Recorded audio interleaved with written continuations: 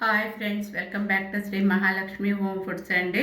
ఈరోజు నేను చేయబోయే రెసిపీ దొండకాయ పూర్ణం అండి. దొండకాయ పూర్ణంకు కావాల్సిన పదార్థాలు: నువ్వుల పొడి, ఉల్లిగడ్డ, కొత్తిమీర, సాల్టు, కొంచెం పల్లీల పొడి, కొబ్బరి పొడి, కారము, ధనియాల పొడి, జీలకర్ర మెంతుల పొడి అండి. దొండకాయలు ఫస్ట్ దొండకాయలను ఇట్లా 4 భాగాలు కట్ చేసుకోవాలండి. ఇట్లా కట్ చేసుకోవాలి. ఇక్కడ పండు ఉన్నాయనుకోండి, పండు వారిని ఉంటే నిర్మోహమాటం లేకుండా ఇట్లా తీసి పక్కకు పెట్టేసేయండి. ఎందుకంటే కూర ఖరాబ్ అయిపోతుంది, అంత టేస్ట్ ఇట్లుంది కదా, తీసి పక్కకు పెట్టేసేయండి.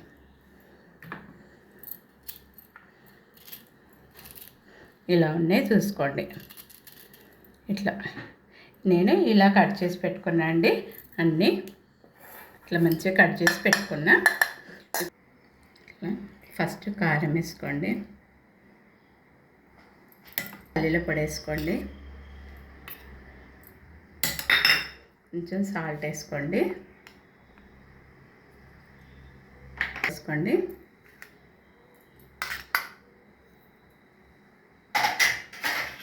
కొబ్బరి పొడి వేసుకోండి,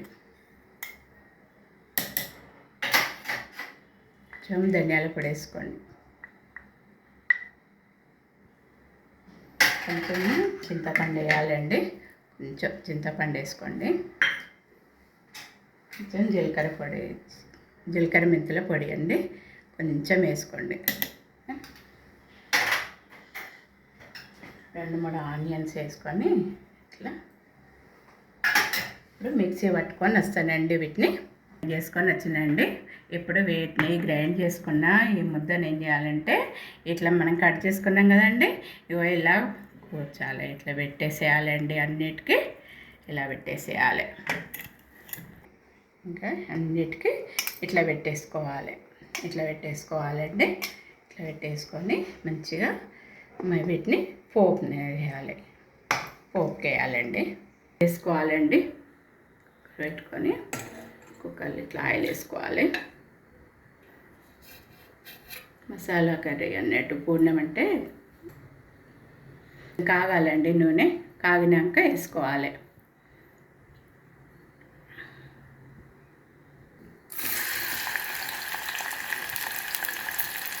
ఆనియన్స్ వేస్తున్నాండి.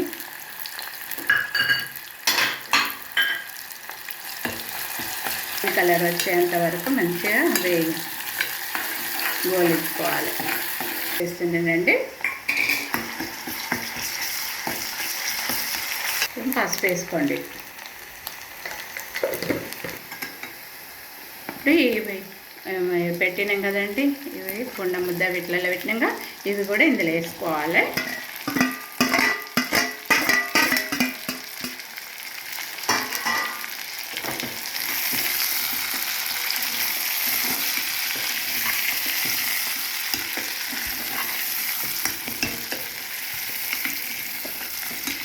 కదండి, ఈ పూర్ణ ముద్ద మన గ్రేవీ వచ్చేటందుకు ఇది కూడా ఇందులో వేసుకోవాలి.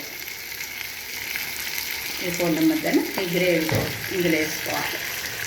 వేసుకొని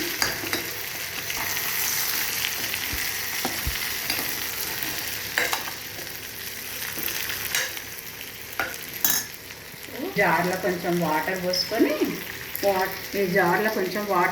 ఈ వాటర్ని ఇందులో పోయాలండి.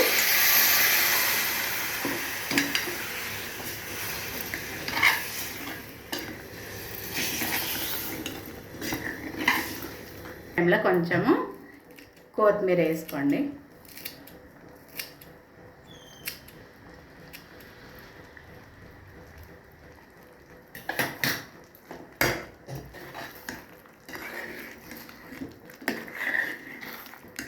ఇప్పుడు ఇక కుక్కర్ పెడుతున్నా, క్యాప్ పెడుతుందండి. ఇట్లా క్యాప్ పెట్టుకోవాలండి. ఇప్పుడు క్యాప్ పెట్టుకొని ఒక 2 విజిల్ వచ్చేంత వరకు ఉంచేసేయండి. అయిపోయిందండి మన దొండకాయ పూర్ణము. ఇలా రెడీ అయిపోయింది. నా వీడియోని చూడండి, లైక్ చేయండి, షేర్ చేయండి, సబ్స్క్రైబ్ చేయండి. బాయ్.